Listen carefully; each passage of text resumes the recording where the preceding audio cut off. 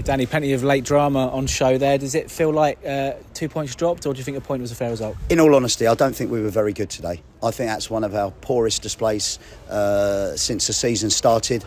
I felt we looked a bit leggy. I felt perhaps playing on the Wednesday night as opposed to the Tuesday night had an effect. Nevertheless, Farnborough are an effective side. They play in a certain way, and to get a point is certainly a point gained, in my opinion. When you take the lead with 3 minutes to go, but we know now, don't we? The second half there was 6 added. In the first half, 9? Football games are so long now. So yeah, listen, it's a point.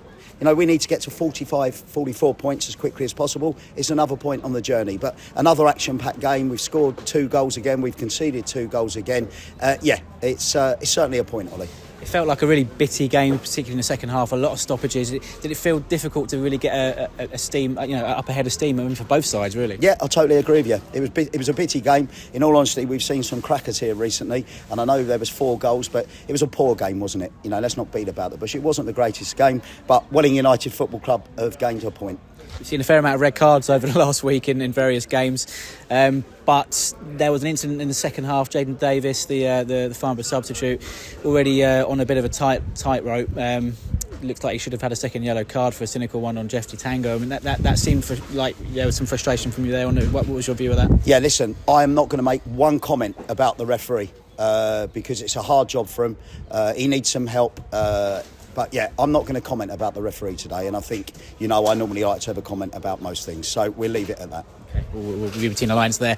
Right at the end, it looked like we'd thrown away the 2 points, but then right at the end, Tristan Abrahams, who's been in such good form lately, looked like he was going to have that volley heading for the top corner, but what a save that was at the end. Yeah, listen, what a save from Jack Turner. That's why he's one of the best goalies in the league, isn't it? And, I felt Enoch had a great impact when he came on. So, yeah, onwards, upwards and forwards. We've got a point more than we did have at 3 o'clock.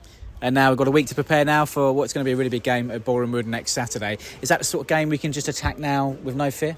Absolutely. I mean, they're the favourites. I love going in as the underdogs. They're the favourites. Luke Garrard, top manager. They're a top club, Boreham Wood. They're the favourites, but the favourites don't always win. As we see in the FA Cup. Just one more thing. James Vaughan was withdrawn at half time. Was that tactical, or was that something you need to pick up or not? As I said, I think playing on the Wednesday evening, we were a little bit leggy. Vaughan was feeling it. So, when you got someone of the quality of TJ Bramble to come on, and we saw his quality with his goal he scored, it's not a problem at all. The frustrating thing with TJ, he's got an international call up again. He's not here next Saturday, so it's really hard for TJ because I think he's one of our better players, but he's not getting in the team because of his international calls. But yeah, we've got a squad, haven't we, and you have to utilise it. With that in mind, you must be pleased there's a free week next week to actually just have a bit of recovery after that difficult week. I've asked the boys to do some recovery on their own tomorrow. We'll be training Tuesday, we'll be training Thursday, and very much looking forward to the magic of the FA Cup. Cheers, Danny. Cheers, guys.